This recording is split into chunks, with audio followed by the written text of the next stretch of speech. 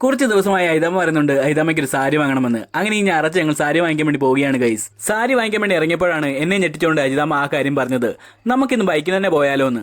അജിതാമ ആദ്യമായി ബൈക്കിന് പോകാമെന്ന് പറഞ്ഞുകൊണ്ടാണെന്നറിയില്ല, അതുവരെ ചിരിച്ചുകൊണ്ടിരുന്ന സൂര്യൻ മാഞ്ഞു പോയിട്ട് ഇടിച്ചു കുത്തിയൊരു മഴ പെയ്തു.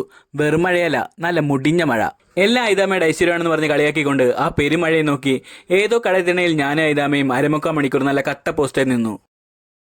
മഴയൊന്ന് കുറഞ്ഞപ്പോൾ ഞങ്ങൾ ഞങ്ങളുടെ യാത്ര തുടർന്നു. പോകുന്ന വഴി കണ്ടതാണ് ഈ പായസക്കട. ഇത് കണ്ടതും അജിതാമയുടെ ഉള്ളിൽ ഉറങ്ങിക്കിടന്ന പാചകക്കാരി ഞെട്ടിയുണ്ടെന്നിട്ട് പറയാണ് എനിക്കും ഒരു ഗ്ലാസ് പായസം കുടിക്കണമെന്ന്. അജിതാമയുടെ ഷുഗർ പീക്ക് ലെവലാണെങ്കിലും അജിതാമയുടെ ആഗ്രഹം സഹായിക്കാൻ വേണ്ടി ഞങ്ങൾ അവിടെ നിന്ന് ഒരു ഗ്ലാസ് പായസം വാങ്ങിച്ചു കുടിച്ചു.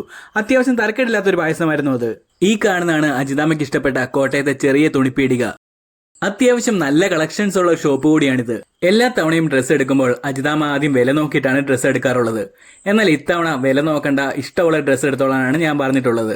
അങ്ങനെ കുറെ സാരികൾ നോക്കിയിട്ട് അവസാനം അജിതാമയ്ക്ക് ഇഷ്ടപ്പെട്ടതാണ് ഈ കാണുന്ന നീല സാരി. അങ്ങനെ ആ നീല സാരിയുടെ ബില്ലടിക്കാൻ പോയപ്പോഴാണ് അജിതാമയുടെ കണ്ണിൽ ദാ ഈ ഒരു പിങ്ക് സാരി പെടുന്നത്. ഈ രണ്ട് സാരികളിൽ ഏതാണ് എനിക്ക് ഇഷ്ടപ്പെട്ടതെന്ന് എന്നോട് ചോദിച്ചപ്പോൾ അതേ ചോദ്യം തന്നെ ഞാൻ തിരിച്ചും ചോദിച്ചു. എനിക്ക് രണ്ടും ഇഷ്ടപ്പെട്ടു എന്നായിരുന്നു അജിതാമയുടെ മറുപടി. എന്നാൽ അത് രണ്ടും എടുത്തോളൂ എന്നായിരുന്നു എന്റെ തിരിച്ചുള്ള മറുപടിയും. പക്ഷേ എനിക്ക് ഏറ്റവും ഇഷ്ടപ്പെട്ടത് ആ നീല സാരി ആയിരുന്നു. നിങ്ങൾക്ക് ഏത് സാരിയാണ് ഇഷ്ടപ്പെട്ടതെന്ന് താഴെ ഒന്ന് കമന്റ് ചെയ്യുക. അങ്ങനെ ആ രണ്ട് സാരികളും വാങ്ങി അവിടെ നിന്ന് ഇറങ്ങി തൊട്ടടുത്ത കടയിൽ നിന്ന് ഒരു ജ്യൂസും കുടിച്ച് ഞങ്ങൾ നേരെ വീട്ടിലേക്ക് പോവുകയാണ്. അജിതാമയുടെ മുഖത്ത് സന്തോഷം നോക്കിക്കേ ഗൈസ്. അജിതാമയുടെ സന്തോഷമാണ് എന്റെയും സന്തോഷം. യാത്രകൾ തുടരുകയാണ്.